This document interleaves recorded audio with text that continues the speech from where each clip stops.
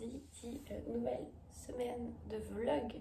Pour moi aujourd'hui c'est donc un jour de reprise, mais normalement ça devrait le faire.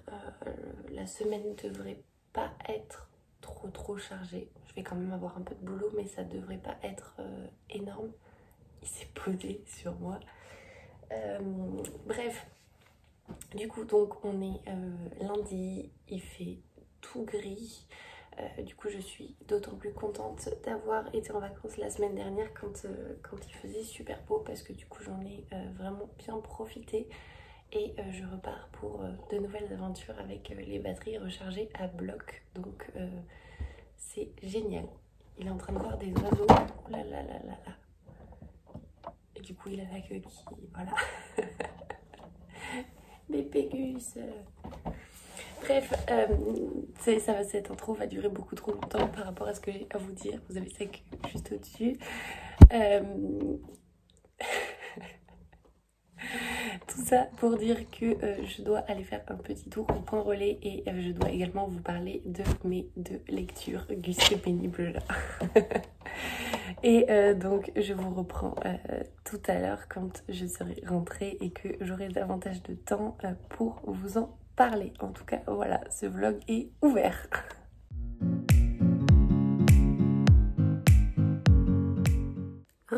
Du coup on est toujours lundi matin et je vous prends donc pour vous parler de ma dernière lecture qui est Oyana d'Éric Plamondon au livre de poche. C'est donc une lecture que je lisais dans le cadre du prix des lecteurs, la sélection Polar. Et donc comme vous le voyez il est très court, il fait 150 pages. Oui, 150 pages. Je l'ai donc terminé hier soir. Alors, j'en ai parlé dans le précédent vlog, mais effectivement, je ne l'avais pas encore terminé. Donc, j'ai dit que je vous en parlerai mieux dans celui-ci. Oyana, en fait, c'est l'histoire d'une femme qui est née au Pays Basque et qui a quitté le Pays Basque, donc sa terre natale, pour refaire sa vie. Elle est partie, voilà, 20 ans au Québec où elle a rencontré son mari. Depuis, voilà, elle a totalement fait table rase du passé, de sa naissance, de son enfance, etc.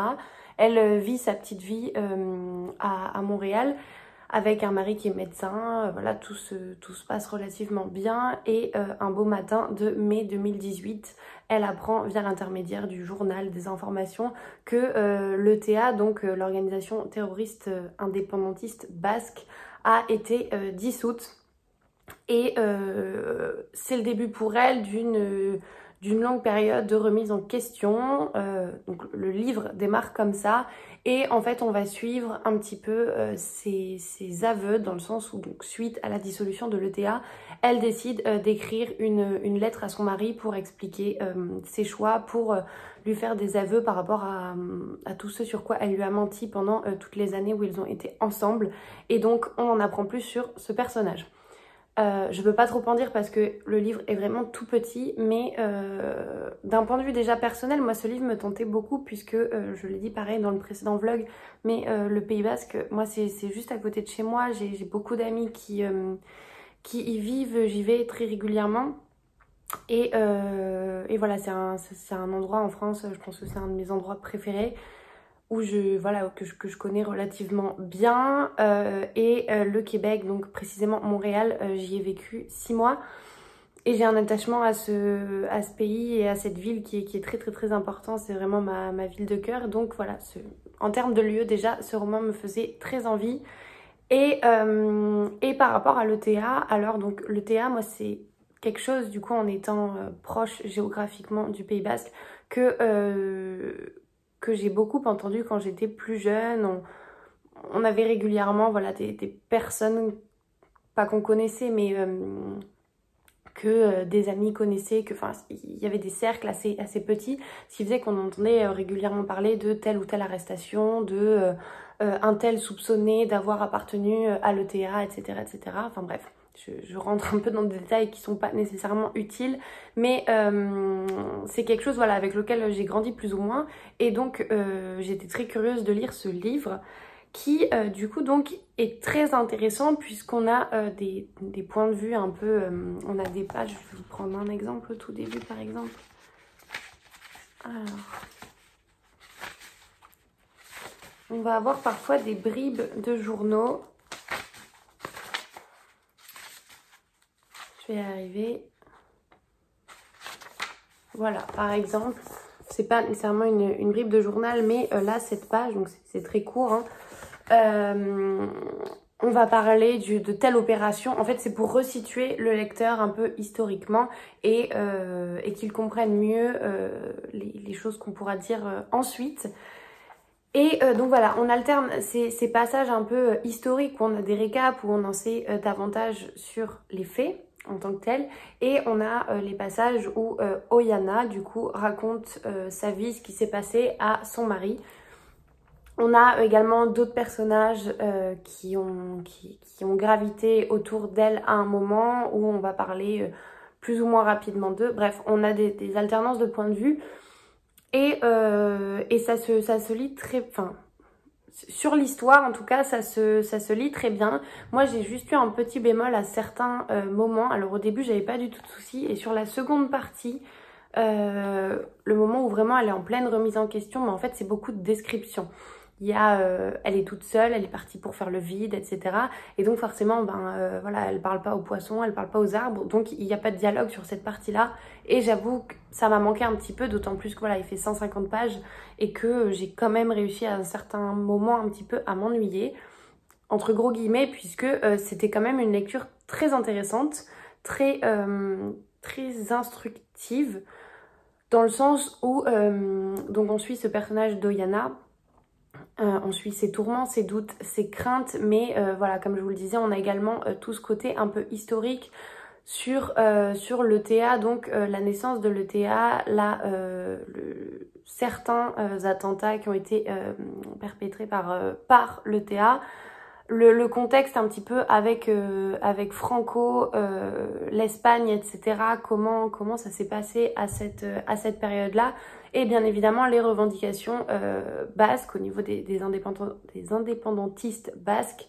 On a un peu tout ça qui se mêle, qui fait que voilà, moi je l'ai trouvé très intéressant.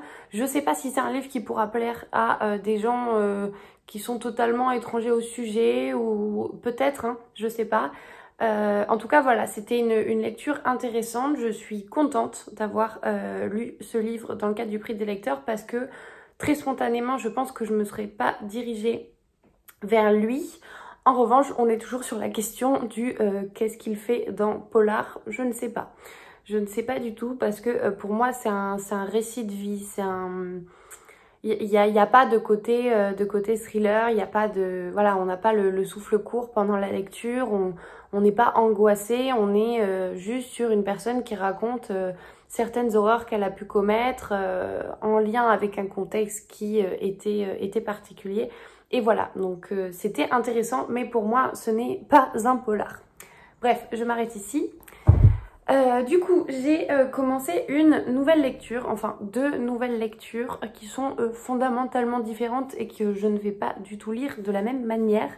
La première lecture, c'est Réaliser vos rêves sans plus attendre de Habib Walidi.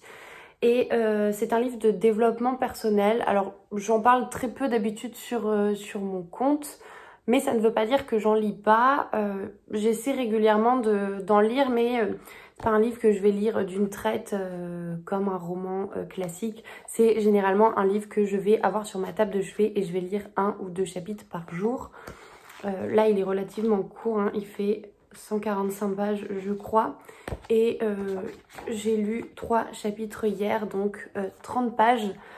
Voilà, je peux difficilement vous en dire plus, si ce n'est que Habib Walidi, donc l'auteur, c'est le créateur, le fondateur d'une agence de communication à Lille, et que il s'est inspiré de son expérience professionnelle pour écrire des livres de développement personnel.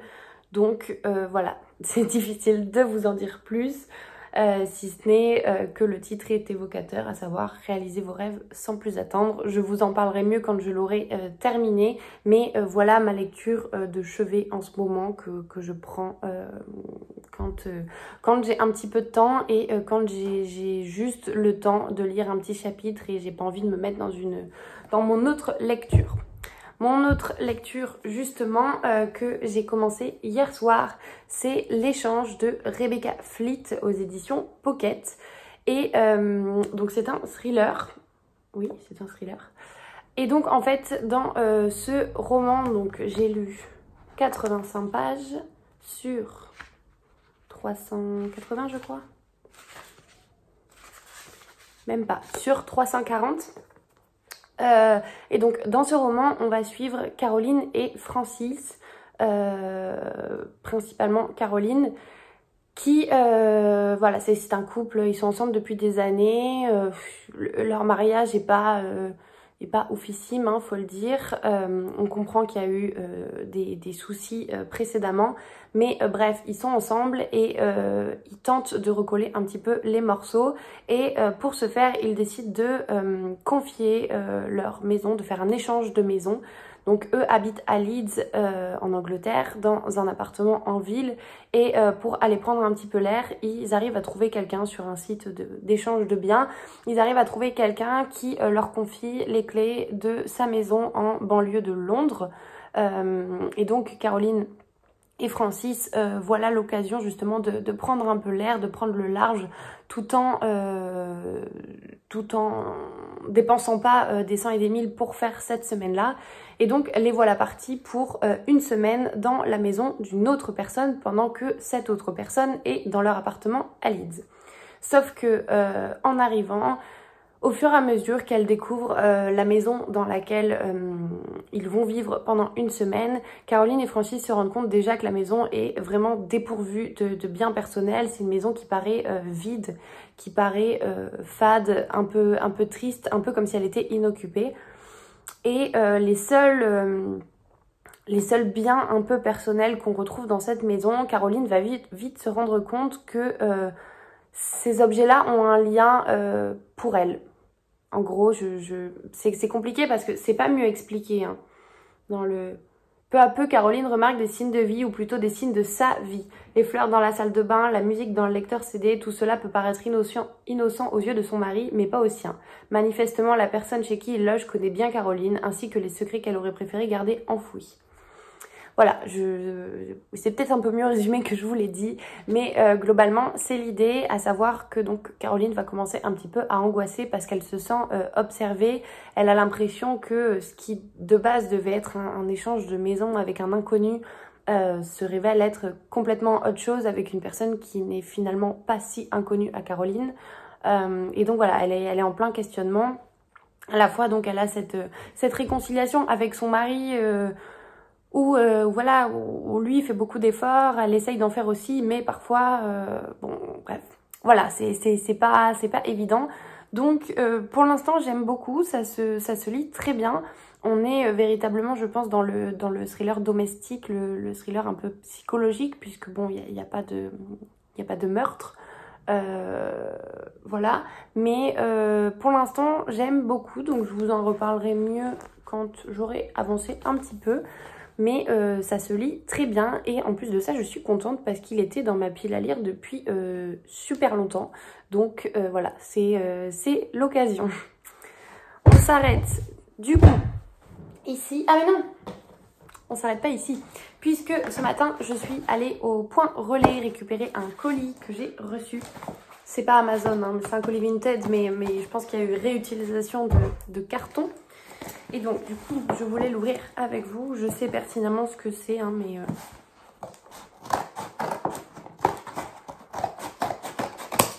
Hop. Donc, il s'agit de 2 livres. Alors, le premier est absolument pas dans la thématique, mais vraiment pas du tout. C'est pour ça que je préfère vous prévenir avant. On n'est pas du tout, on est au mois d'avril. Donc quand vous allez voir ce que c'est, ça n'a rien à voir. Juste un livre qui était dans ma wishlist depuis Noël dernier. Voilà, vous allez comprendre. Et en fait, en flânant un petit peu sur Vinted, je l'ai trouvé à un prix très avantageux dans un état neuf. Là où les autres étaient par exemple, je sais pas, à 12 ou 13 euros. Le livre, là je crois qu'il était à 3 ou 4 euros, donc ce qui était vraiment dérisoire. Et du coup, avant qu'il parte, j'ai décidé de le prendre et tant pis, je l'aurais... Enfin, tant pis, non, tant mieux. Je l'aurai Gus dans ma pile à lire pour Noël prochain. Il s'agit donc des... Alors, Les étoiles brillent plus fort en hiver de Sophie Jomain aux éditions Charleston. C'est donc une romance de Noël. Il est neuf. Hein. Oh, c'est fou. J'adore Vinted pour ça. Je le dis à chaque fois, mais vraiment, c'est génial. Il est donc en parfait état, neuf. Et c'est une romance de Noël. On suit... je sais pas si vraiment... il faut que je vous en parle parce qu'on est en avril quand même. Bref. Aux Galeries Hartmann, les féeries sont le plus gros événement de l'année. Alors qu'en 7 jours avant leur lancement, le nouveau directeur exige que la décoration de Noël soit intégralement refaite, le sang d'Agathe ne fait qu'un tour. Personne ne touchera à son travail et surtout pas cet arriviste arrogant. Mais le grand magasin est désormais sous la responsabilité d'Alexandre Hartmann et aussi talentueuse que soit Agathe Murano, c'est avec lui qu'elle devra traiter, lui et personne d'autre. Ces deux-là auraient préféré ne jamais se rencontrer, mais puisqu'un Père Noël et son chat magique viennent d'être embauchés pour exaucer les souhaits, puisque les guirlandes scintillent et que l'air embaume la cannelle et le pain d'épices, tout devient possible. Donc une romance de Noël, mais que j'avais beaucoup vu passer l'année dernière, notamment sur pas mal de vidéos, déjà lectrice Charleston pour commencer. Mais je sais que Sarah, donc du compte Mrs. Boucarmonde, je crois, l'avait beaucoup aimé. Et Sarah est un peu comme moi sur les romans, c'est-à-dire que elle aime pas tout ce qui est un peu gnangnan, tout ce qui est un peu trop facile, etc. Et je crois me souvenir que celui-ci, elle l'avait beaucoup aimé. Donc voilà, je m'étais dit que c'était l'occasion. Et il rejoindra donc ma pile à lire pour Noël prochain. Voilà, je suis vraiment bien en avance, mais c'est pas grave. Et l'autre achat, du coup, puisque forcément j'en ai commandé un, à chaque fois je regarde en fait si le vendeur sur Vinted ne propose pas d'autres livres parce que ça permet de réduire les frais de port et voilà, et parfois même d'avoir des réductions. Et du coup, j'ai opté pour, pareil, un livre qui était dans ma wishlist, qui est Le charmant cottage d'Amélia. Donc chez Pocket, il est en super état là aussi, c'est vraiment génial. C'est donc un livre un peu feel good. Alors je n'en manque absolument pas dans ma palle, mais voilà, il n'y a pas besoin d'avoir de raison parfois pour craquer, dit la fille qui essaie de se consoler. Du coup donc le résumé, on va suivre Amélia qui lorsqu'elle était étudiante avait établi une liste de rêves à accomplir et elle se retrouve 10 ans... Qu'est-ce que tu fais, Loulou? Elle se retrouve 10 ans plus tard, elle est devenue professeure de lettres et bon, globalement elle étouffe dans sa vie, elle est dans un appartement minuscule, c'est pas la folie et elle est en pleine remise en question. Et elle retrouve cette fameuse liste sur laquelle elle avait mis tous ses rêves à accomplir et parmi ses rêves il y avait vivre dans un cottage. Et donc elle décide, enfin vivre à la campagne même, oui voilà. Et donc en fait elle décide de se dire pourquoi pas tout plaquer pour aller réaliser ce rêve là et elle part vivre dans un cottage et se lance dans une nouvelle aventure. Je n'en sais pas plus, il n'y a pas plus de résumé, mais voilà, on va la suivre un peu dans cette nouvelle vie et je pense que là où elle va arriver, il va sûrement se passer plein de choses et voilà, donc je vous en parlerai mieux également au moment où je le lirai, mais il est relativement court. Je pense que ça peut être super sympa, à moins qu'on soit au fin fond de l'hiver, mais je ne crois pas. C'est un livre qui pourrait être très sympa cet été voilà, pour se détendre et puis tout simplement, oui, pour se détendre, pour passer un agréable moment. J'ai donc terminé pour aujourd'hui et c'est déjà bien assez. Je vous reprendrai demain. On est toujours lundi, décidément c'est la millième fois que je vous prends dans la journée. Simplement j'ai reçu un colis ce matin, je savais qu'il allait arriver mais je suis trop contente parce que c'était pas prévu en fait à la base. Il s'agit d'un colis du Cherche Midi, du coup je l'ai déjà ouvert mais j'avais envie de vous montrer quand même. Il s'agit donc du tout nouveau roman d'Anna McPartlin dont je vous ai parlé dans les vlogs précédents. puisque c'est la même autrice qui a écrit Les Derniers Jours de Rabbit Haze que j'ai adoré. Et Sous un grand ciel bleu, c'est la suite qui va sortir au Cherche Midi. Je crois que ça sort le 29 avril, si je dis pas de bêtises, c'est pas écrit. Bon, je sais plus. Bref, en tout cas, Gus, non s'il te plaît. Du coup, je suis trop contente. C'était pas prévu du tout, mais voilà, merci Benoît du Cherche Midi qui m'a gentiment proposé de le recevoir.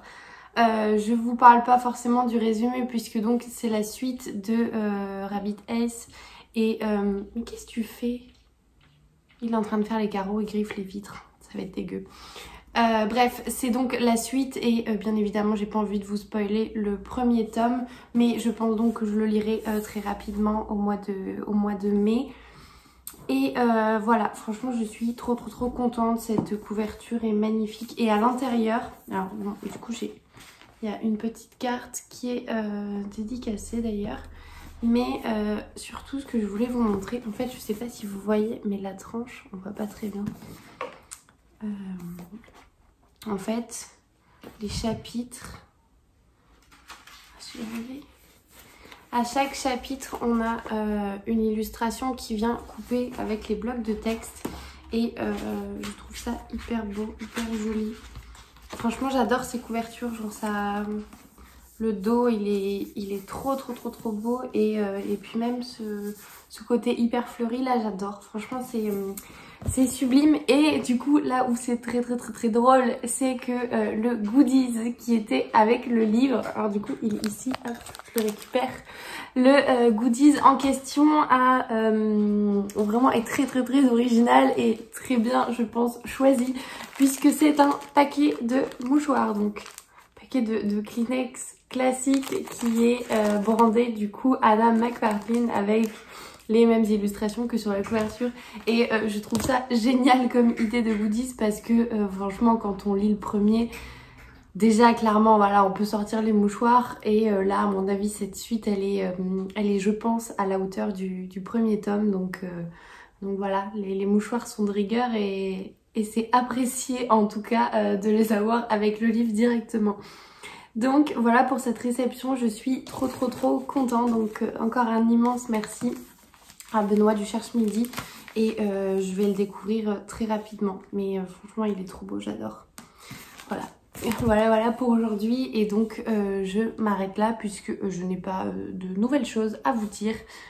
Depuis ce matin, voilà, on est en fin d'après-midi. Je vais encore repartir bosser un petit peu. Et j'ai plus de travail que ce que je pensais finalement. Mais bon, voilà, de toute façon c'est la reprise, il fallait bien reprendre à un moment. Et voilà, je m'arrête ici et je vous dis à demain.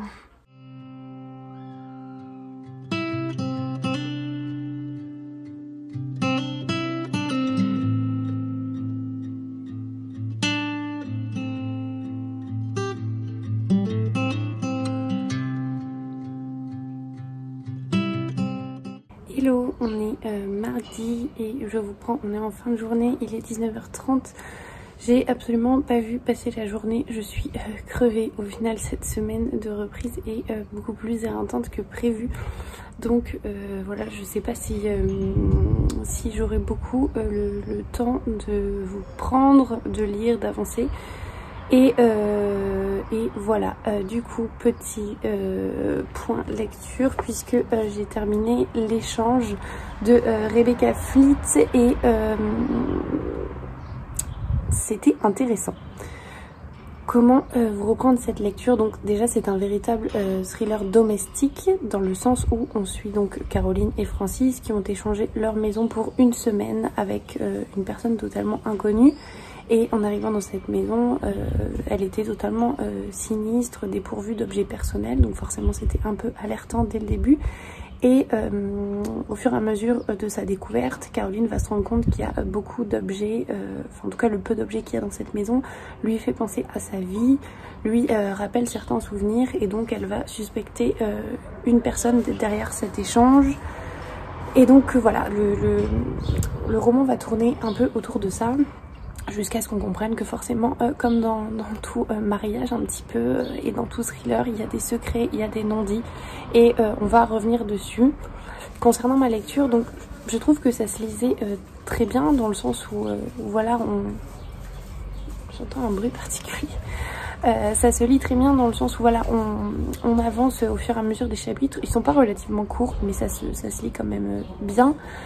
Mais j'ai trouvé à certains moments que c'était long. J'avais l'impression qu'on racontait plusieurs fois la même chose, notamment les passages où Caroline parle de la personne qu'elle pense être derrière cet échange. J'ai trouvé que voilà, il y a quelques pages qui auraient pu être retirées sans pour autant altérer la lecture. Et par contre, en revanche, voilà, le dénouement, les dernières pages ont réussi à m'absorber, le rythme s'est un peu accéléré et il y a eu davantage de rebondissements. Donc disons que j'ai réaccroché sur la fin, mais c'est vrai que j'ai eu un petit peu de mal à me lancer vraiment dedans. Et voilà, c'était une lecture intéressante mais et sympathique en soi. Mais ce ne sera pas une lecture marquante, clairement pas. Après voilà, c'était un thriller domestique, c'est complètement différent d'un thriller ou d'un polar normal, dans le sens où là il n'y avait pas de meurtre particulièrement, c'est surtout du suspense, c'est psychologique clairement. Et voilà, donc clairement c'était une lecture intéressante, mais j'en garderai pas un souvenir marquant à vie. Super, la circulation. Et je m'arrête ici donc pour cette lecture. J'ai commencé, donc là je l'ai pas avec moi puisque du coup je suis dehors, il est à l'intérieur. J'ai commencé hier une nouvelle lecture qui est complètement cramée, de Gilles Le Gardinier. Ça n'a rien à voir en termes de style, c'est un feel good plutôt. Et pour l'instant j'aime beaucoup, c'est le 3e je crois livre de l'auteur que je lis, et c'est toujours aussi fluide, il y a beaucoup d'humour, c'est très agréable. Donc voilà, c'est dans un registre totalement différent. Que vous dire d'autre, si ce n'est que donc on est... j'ai perdu la notion, on est mardi.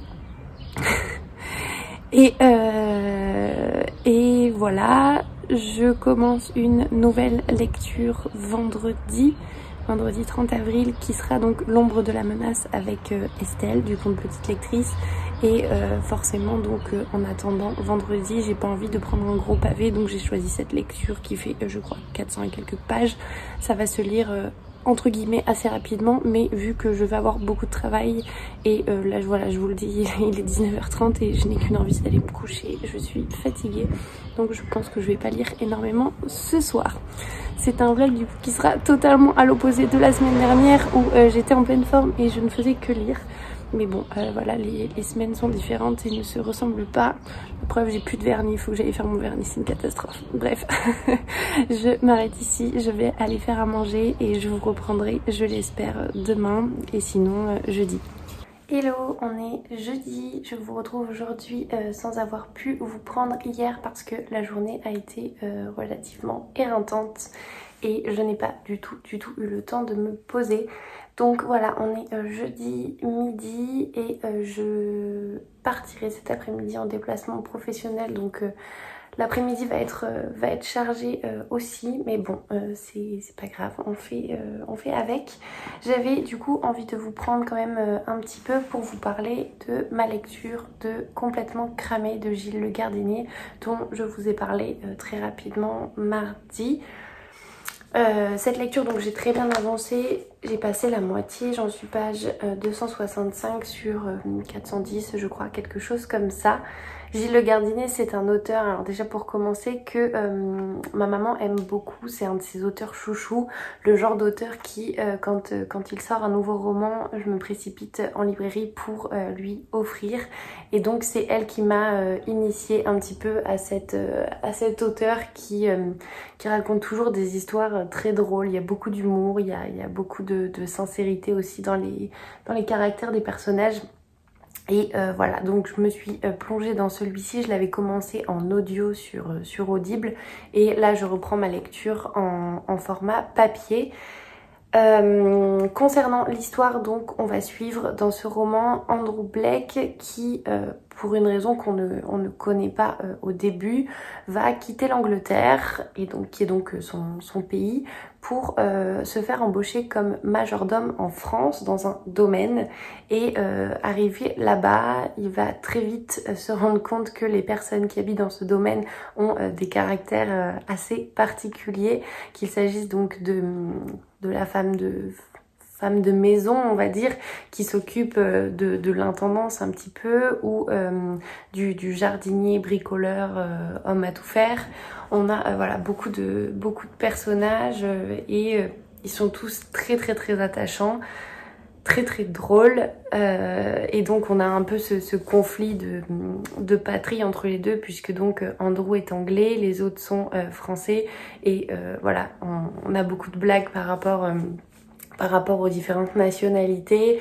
On a vraiment beaucoup d'humour. Moi je rigole énormément, hein. C'est pas juste du sourire, c'est des blagues bien drôles, et voilà, l'auteur a une façon très particulière d'écrire, et moi j'adore, parce que c'est vrai qu'on se projette immédiatement, on se sent comme un vrai personnage de l'histoire dans ce domaine, avec des situations plus incongrues les unes que les autres. Et voilà, c'est une lecture très agréable, ça me permet un petit peu de contraster avec les différents thrillers que j'ai pu lire ce mois-ci. Puisque donc demain vendredi je commence L'ombre de la menace avec Estelle, je vous en parlerai mieux à ce moment-là, mais qui normalement va être un thriller un petit peu particulier, quoi, un petit peu fort. Donc voilà, j'avais envie de terminer entre guillemets ce mois de lecture avec une lecture un peu plus douce, un peu plus rigolote, et c'est chose faite pour l'instant. Il me reste donc 150 pages, donc je pense que je le terminerai ce soir, ou peut-être dans les transports pour partir à mon déplacement, je ne sais pas. En tout cas, voilà, c'est très agréable, et la plume de Gilles Le Gardinier, encore une fois, est vraiment, enfin, elle nous embarque quoi dès les premières pages. Les personnages sont vraiment très très très attachants, on se projette avec eux. Et voilà, donc si vous ne connaissez pas cet auteur, et si vous avez envie de quelque chose de vraiment qui fait du bien au moral, qui est pas du tout gnangnan, juste qui vous fait rire, c'est clairement le genre de lecture qu'il vous faut.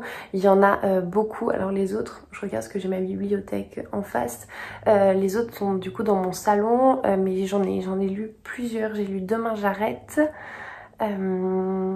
Ça peut pas rater. Demain j'arrête, c'est la couverture rose. Ça peut pas rater rouge.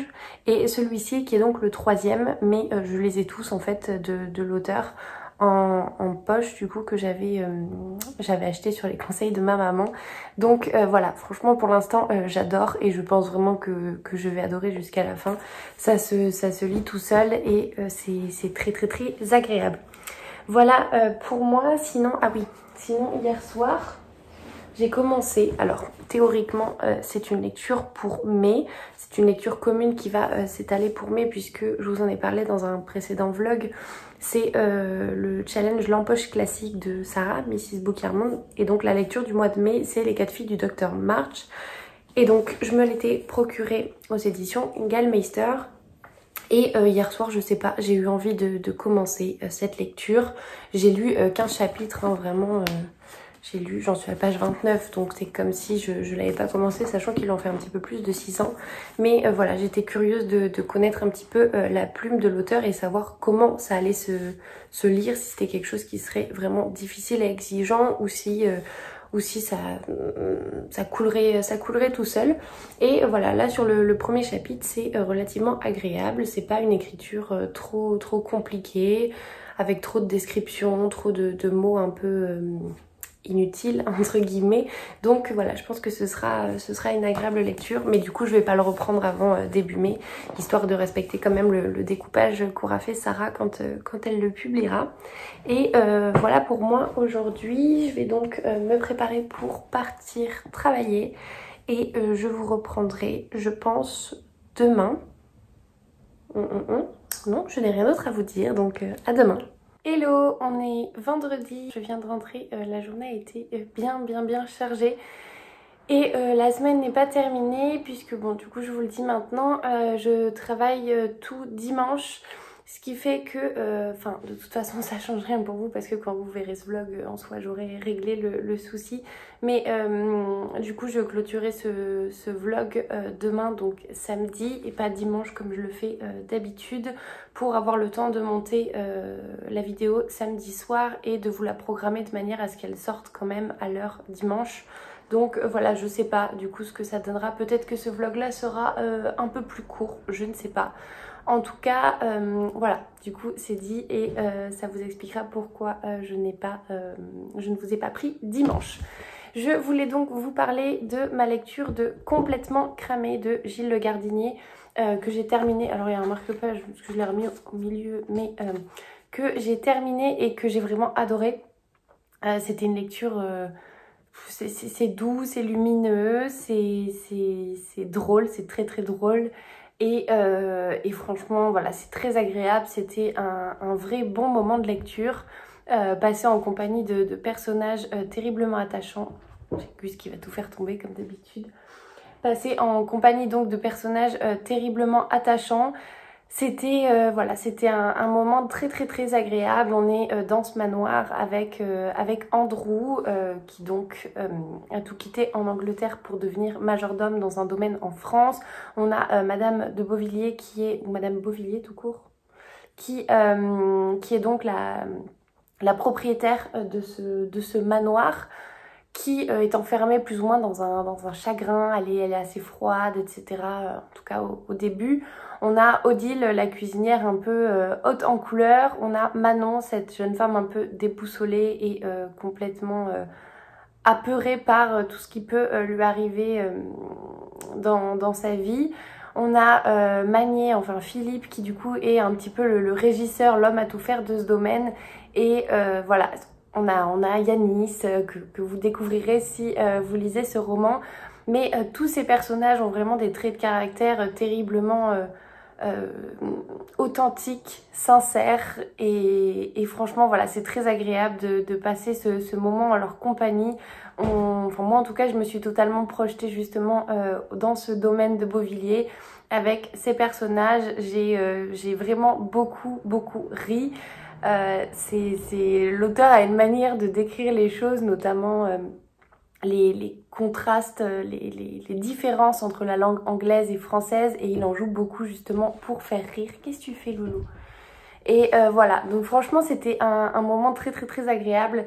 Et si vous ne connaissez pas cet auteur, je vous recommande, voilà, de découvrir celui-ci. Donc j'en ai pas lu énormément, c'est que le troisième, mais celui-ci est vraiment mon préféré.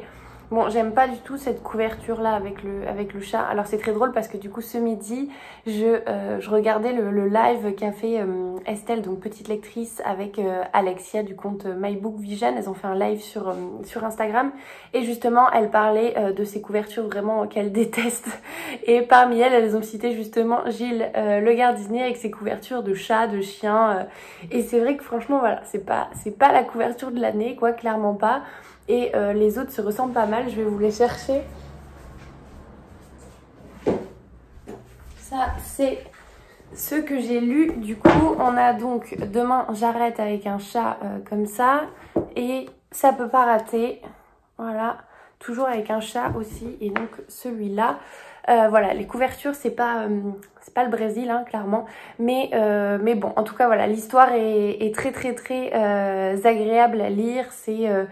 C'est très très humain, très voilà, c'était génial comme lecture et ça m'a fait du bien, d'autant plus que j'enchaîne donc aujourd'hui. Normalement j'aurais voulu le commencer hier soir pour être un petit peu en avance parce que j'ai beaucoup de lectures communes qui sont prévues en mai, mais bon, les circonstances ont décidé autrement et mon boulot aussi. Donc je commence ce soir L'ombre de la menace de Rachel Kane aux éditions Archipoche. Alors je crois qu'il existe le grand format, moi je l'ai en poche, que je fais donc en lecture commune avec Estelle, qu'on ne présente plus. C'est un livre, alors je ne connaissais absolument pas ni l'autrice ni cette histoire, je n'en ai jamais entendu parler. C'est en discutant avec Estelle où en fait on parlait de notre coup de cœur ultime pour la saga de Nicolas Beuglet, donc Le Cri, Complot et Les du Diable. Cette trilogie, et je lui disais que justement j'étais à la recherche de de polar, thriller aussi addictif, aussi palpitant. Et Estelle m'a dit que sa tante lui avait conseillé Rachel Kane qui apparemment est dans le même registre. Donc voilà, sur ses conseils, je m'étais procuré celui-ci et on s'était programmé une lecture commune. Ça fait un petit moment déjà qu'elle est programmée, donc j'ai trop hâte de le lire. Il fait, pour commencer, 323 pages, donc c'est relativement court. Et concernant l'histoire, donc on va suivre, je crois, Gina, oui c'est ça. La vie sans histoire de Gina vole en éclats lorsque la police découvre une femme pendue dans le garage familial. Le mari de Gina est condamné à mort, elle est acquittée, mais l'opinion publique reste persuadée qu'elle était complice de son mari, du moins qu'elle couvrait sa folie meurtrière. Victime de harcèlement, elle décide de fuir avec ses enfants. Mais où qu'elle aille, quelqu'un dans l'ombre l'épie, l'obligeant sans cesse à changer d'identité et de vie. 4 ans ont passé, Gina est devenue Gwen Proctor. Elle s'est installée à Stillhouse Lake où elle commence enfin à baisser la garde jusqu'à ce qu'un cadavre de femme soit repêché du lac. Donc pour le coup, le mystère a l'air parfaitement au rendez-vous. Et voilà, il y a écrit suspense, qui est vraiment à mi-chemin entre le thriller, le polar, enfin c'est dans le même registre. Et j'ai très hâte de le découvrir. Estelle m'a envoyé un message en me disant j'ai juste lu le prologue et apparemment waouh. Donc à confirmer ce soir. Que vous dire d'autre? Je n'ai pas eu de réception particulière depuis lundi. Voilà donc pour ma lecture. Je vais bien l'entamer ce soir et je l'avancerai demain.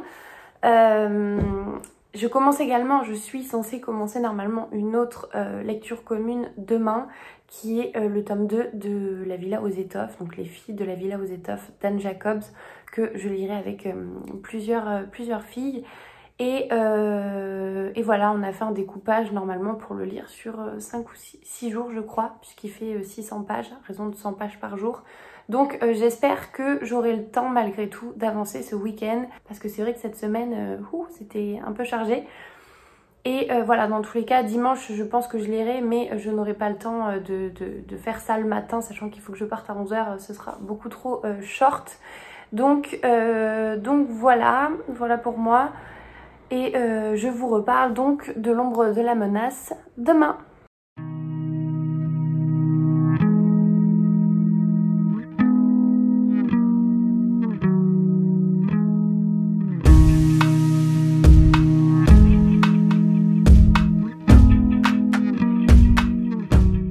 Hello, on est samedi midi. Et bon, j'ai quand même un peu de travail aujourd'hui. J'ai travaillé ce matin. Et voilà, le week-end n'en est pas vraiment un. Mais j'avais quand même envie de vous prendre pour vous parler de ma lecture en cours que j'ai commencé hier soir. J'ai pas lu énormément parce que du coup j'étais hyper fatiguée. J'ai lu 54 pages. Et pour l'instant, franchement, j'adore. J'aime beaucoup. Bon, c'est un peu le seul hic, c'est que les chapitres sont très longs, sachant que voilà, j'en suis au chapitre 2 avec page 54. Voilà, et par exemple l'autre chapitre, le 3, commence à la page 84, donc le chapitre 2 fait 30 pages, ce qui fait que voilà, quand on est un peu crevé le soir et que Estelle est comme moi, du coup je fais la lecture commune avec elle et on aime bien s'arrêter à un chapitre, une fois que le chapitre est clôturé, avant d'en entamer un autre, on n'aime pas s'arrêter en plein milieu d'un chapitre, et c'est vrai que c'est compliqué quand il y a 30 pages comme ça sur un seul et même chapitre. Mais sinon donc ce thriller, franchement c'est pour l'instant hyper prenant. On suit donc Gina, cette femme qui a été donc la femme d'un meurtrier, d'un tueur en série même je crois. Et voilà, on comprend, j'en suis pas encore là, mais de toute façon c'est écrit dans le résumé sur la 4e de couverture. Son mari a été condamné à mort, elle a été acquittée, mais tout le monde l'a soupçonnée donc d'être la complice de son mari. Et donc elle reçoit des menaces de mort, des insultes tout le temps, elle est concrètement harcelée. Et elle a déjà changé d'identité plusieurs fois, et donc là on la suit. Elle ne s'appelle plus Gina, elle est devenue Gwen Proctor. Avec elle, bien évidemment, ses enfants, ses 2 enfants ont changé d'identité eux aussi et on suit un petit peu leur nouvelle vie dans la ville de Stillhouse Lake, qui est un petit peu la première ville où du coup Gwen se sent vraiment chez elle. C'est la première fois qu'elle s'attache un petit peu à un endroit et que du coup justement elle baisse la garde. Et voilà, là on est sur vraiment les premières pages, donc l'intrigue n'a pas encore profondément commencé, mais l'écriture est, je trouve pour l'instant, est agréable, c'est rythmé. Et en tout cas, juste après 50 pages, je peux dire que je suis prise dans cette histoire et que j'ai envie d'en savoir plus. Ce matin, donc, je n'ai pas du tout eu le temps de lire, mais là, je vais me mettre dessus, bon, pas en début d'après-midi parce que je pourrais pas, pareil, il faut que je travaille, mais bon, plus tard dans la journée. J'espère vraiment pouvoir l'avancer puisque déjà, c'est hyper prenant et l'histoire, pour l'instant, j'aime vraiment beaucoup. Et voilà, j'espère simplement pouvoir trouver le temps, sachant que demain ce ne sera pas possible. Je serai pas chez moi toute la fin de matinée et à mon avis une bonne partie de l'après-midi. Donc voilà. Justement, du coup, je vous ai fait un sondage, mais c'est pareil, ça change pas grand-chose. J'ai fait un sondage pour savoir quand est-ce que vous vouliez que le vlog sorte et je crois que vous avez été une majorité à dire samedi soir. Donc voilà, peut-être que vous me verrez ce soir.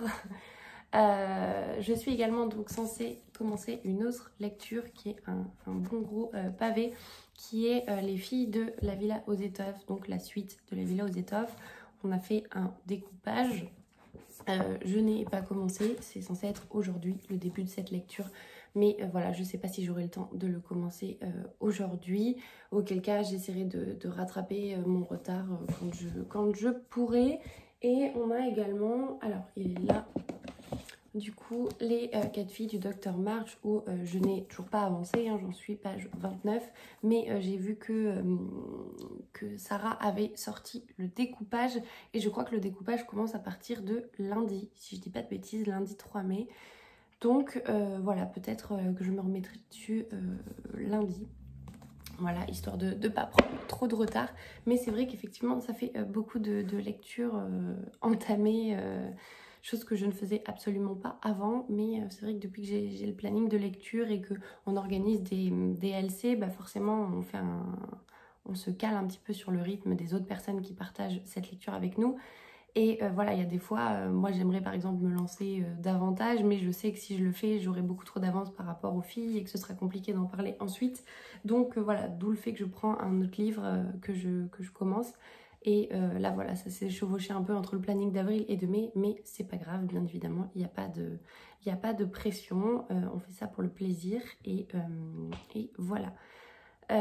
Également du coup donc hier soir j'ai eu juste une petite pause de 10 minutes entre plusieurs rendez-vous et je suis passée en librairie, mais attention, je n'ai rien acheté. Ça n'arrive jamais, mais voilà, c'était vraiment histoire d'occuper mon temps. Donc voilà, si vous avez vu cette séquence en librairie, ne vous attendez pas à ce que je vous présente quelque chose que j'ai acheté, puisque je suis restée très raisonnable et j'avais vraiment pas beaucoup de temps. Et quand je vais en librairie, moi j'aime bien flâner, j'aime bien y passer généralement 45 minutes, 1 heure. Ce qui fait que très souvent j'y vais toute seule ou voilà, il faut que je sois avec une personne qui accepte de m'attendre. Et voilà, j'aime bien flâner. Et là c'est vrai qu'hier j'ai pas eu le temps. J'avais pas nécessairement une envie spécifique ou une liste de livres à acheter. Donc voilà, c'était simplement pour le plaisir des yeux. D'autant plus que donc la librairie dans laquelle je vais, c'est la librairie Mola, qui est la plus grande, je crois, librairie indépendante de France. Et ils ont un rayon, vraiment ils ont tout un étal Cozy Mystery. Ce que je trouve génial, parce que c'est vrai que bon, quand j'ai pas beaucoup d'autres librairies, puisque du coup à Bordeaux c'est vraiment la plus emblématique, mais je sais que par exemple quand je vais chez mes parents et que je vais, je sais pas, dans un espace culturel ou à la Fnac ou machin, on a un peu des Cozy Murder, Cozy Mystery qui sont éparpillés partout, et là vraiment ils ont fait une table au milieu du rayon polar, où on a que de ça, donc c'est top, ça évite de les chercher et du coup on a toujours les dernières sorties, donc voilà. Du coup, dedans, il y avait forcément Meurtre et pépites de chocolat et Meurtre et Charlotte aux fraises. Il y en avait plein d'autres. Il y avait un extrait des Dames de Marlowe, je crois, qui va sortir chez La Martinière, qui est en tout cas dans ma wishlist. Et voilà, bon, il y en a, bien évidemment, il y a les Julia Chapman, les détectives du Yorkshire, donc Rendez-vous avec le crime, le mal, etc. etc. Et voilà, mais du coup c'est toujours un plaisir de me balader dans cette librairie et d'autant plus quand on est comme moi et qu'on adore ce genre-là. Bref, je m'arrête donc ici pour aujourd'hui et tout court pour ce vlog. J'espère que vous aurez passé un agréable moment en ma compagnie, malgré cette semaine un petit peu chargée qui n'avait rien à voir avec la semaine précédente. J'espère tout de même donc que vous aurez trouvé de nouvelles suggestions de lecture, que les livres dont j'ai parlé, certains vous font envie, ou voilà, ou si vous les avez lus, n'hésitez pas à me le dire en commentaire. Et je m'arrête ici et je vous dis à la prochaine.